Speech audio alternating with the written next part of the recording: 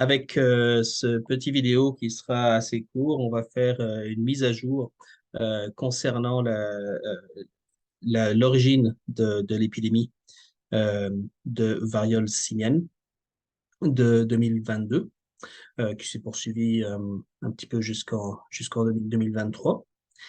Et qui peut-être se poursuit encore présentement là, de façon discrète. On en reparlera un petit peu à la fin, justement. Alors, cette petite présentation est basée sur un excellent article qui est sorti ce mois-ci, puisque j'enregistre ça en novembre 2023. Et euh, on verra qu'il s'agit d'une technique qui est très utile pour dater la source de l'épidémie chez l'humain.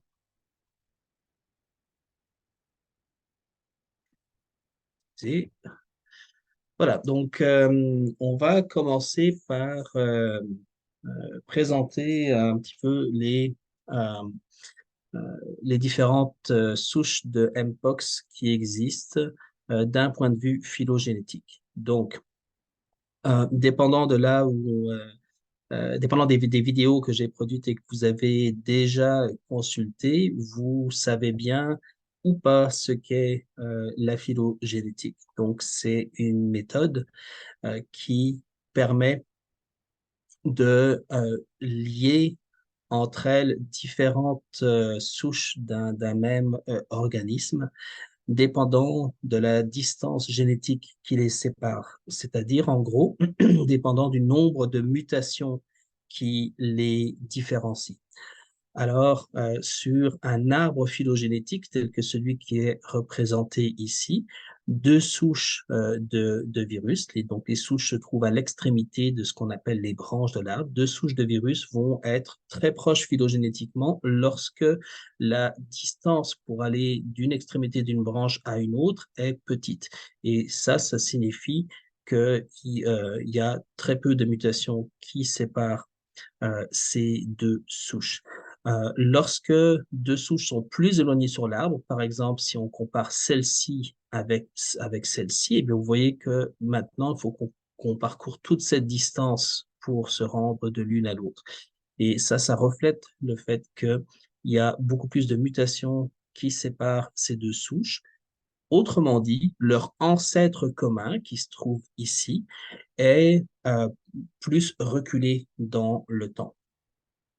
Donc, lorsque on dresse un arbre phylogénétique avec de multiples souches de Mpox, des souches qui ont été récoltées chez l'humain, mais pas seulement. On parle également de souches qui ont été trouvées chez l'hôte naturel de Mpox, qui sont des rongeurs.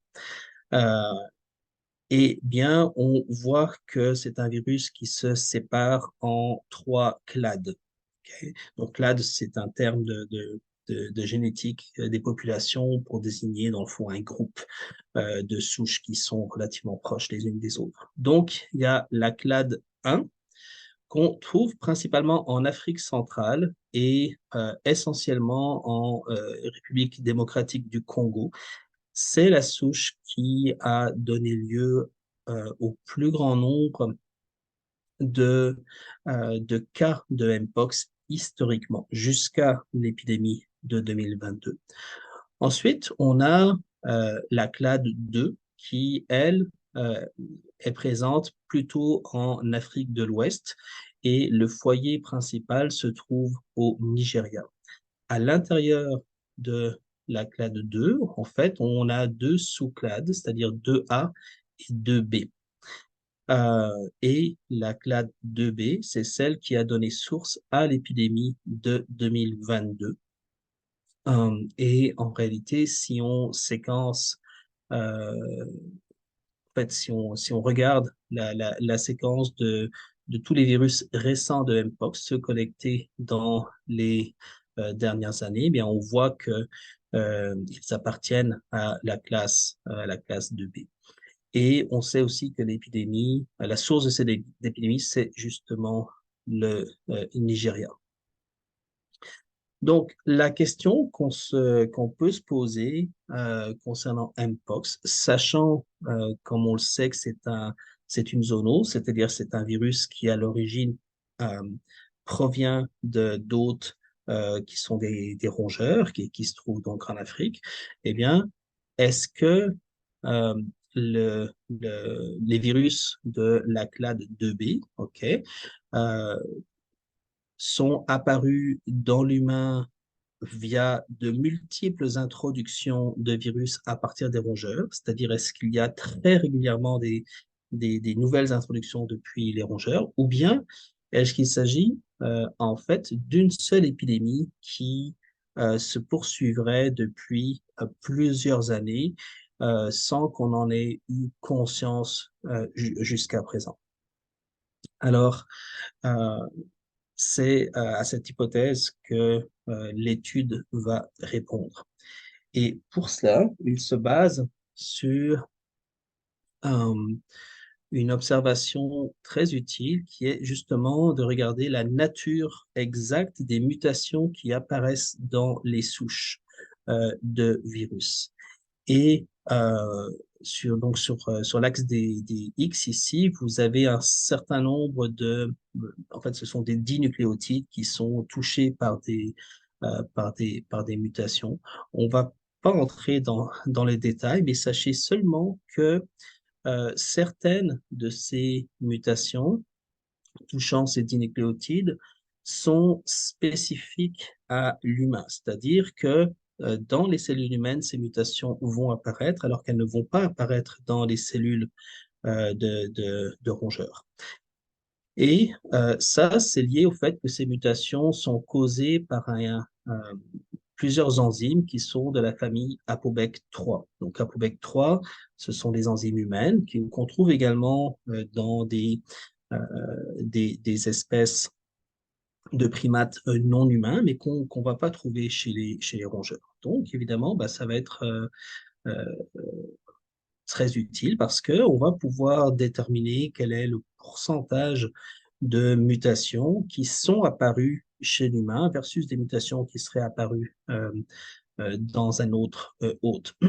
Donc, euh, ici, ce qu'ils ont fait, c'est qu'ils ont comparé le résultat de cette analyse pour la clade 1, la clade 2A et la clade 2B. Ce que vous voyez en brun, c'est le nombre euh, donc de mutations qui sont spécifiques à ApoBec 3. Et vous voyez immédiatement que dans la clade 2B, il y a beaucoup plus de mutations qui sont apparues chez l'humain versus les virus présents dans la clade 1 et la clade 2A, chez lesquels il y a beaucoup plus de jaune que de brun.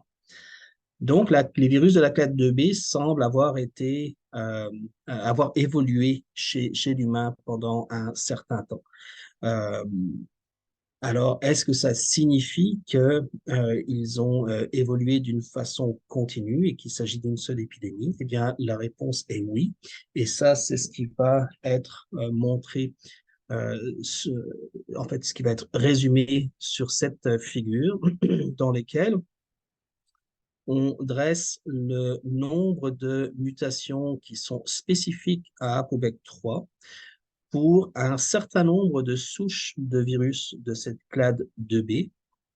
Et on va créer ce graphe où les souches sont placées sur le graphe en fonction de l'année où elles ont été isolées. Donc là, on a inclus dans le graphe seulement, évidemment, les souches qui ont été isolées chez l'humain. Alors, euh, donc, voici les souches sur lesquelles se base l'analyse. Je dois préciser qu'il y a en fait deux lignées dans ce graphe. Vous voyez la lignée A et puis la lignée B qui est présente ici. La lignée B, son historique est peu clair. On sait qu'elle dérive de la lignée A. Mais les virus de la lignée B contiennent plus de mutations encore que ceux de la lignée A. C'est pas encore très clair pourquoi. Donc, ces virus de la lignée B, en fait, n'ont pas été inclus dans cette analyse. L'analyse se concentre sur les virus de la lignée A.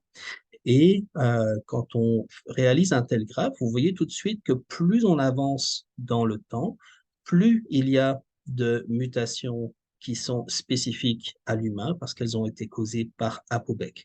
Et en réalité, on peut calculer une droite donc une courbe linéaire qui montrant qu'il y a vraiment une corrélation vraiment très forte entre l'année d'isolation et puis le nombre de mutations causées par Apobeck. Et ce que ça démontre clairement, c'est que en fait, il ne s'agit pas de plusieurs introductions de ce virus chez l'humain à partir de l'hôte sauvage.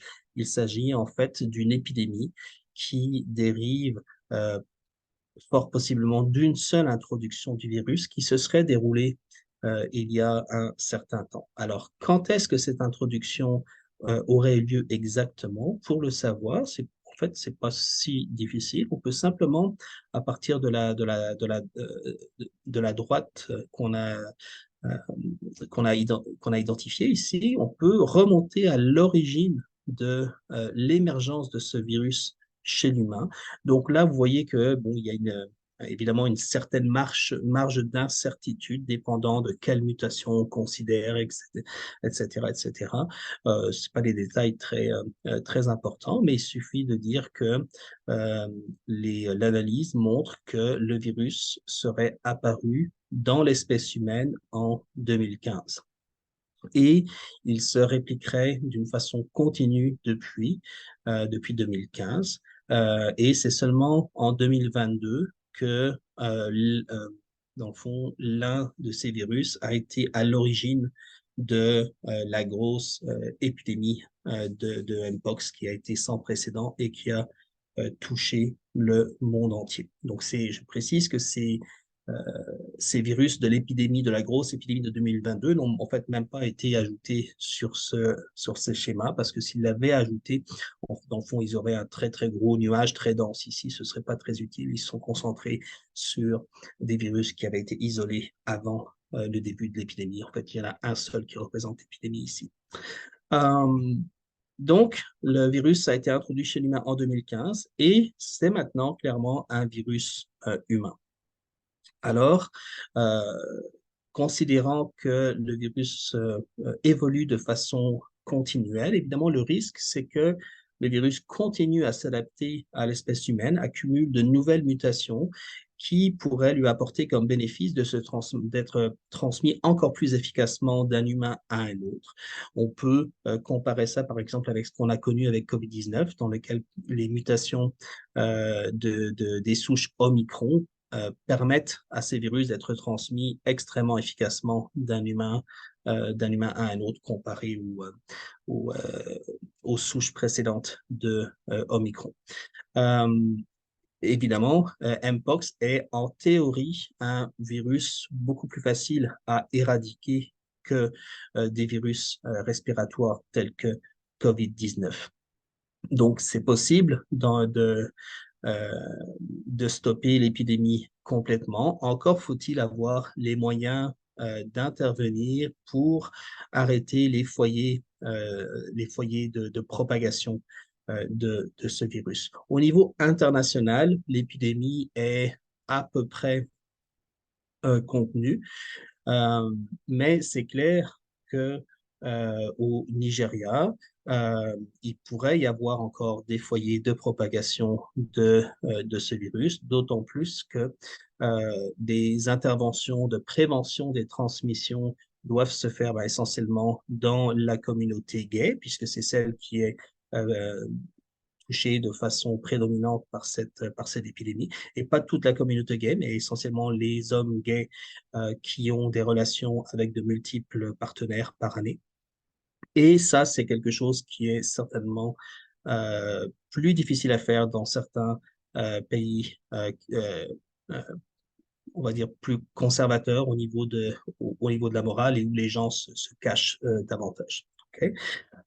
Donc évidemment, bon, je veux pas rentrer là dans la sociologie, c'est pas mon domaine, mais je pense que vous comprenez le point que je veux faire. Donc voilà pour ces développements récents concernant Mpox et l'origine de l'épidémie. Merci de votre attention.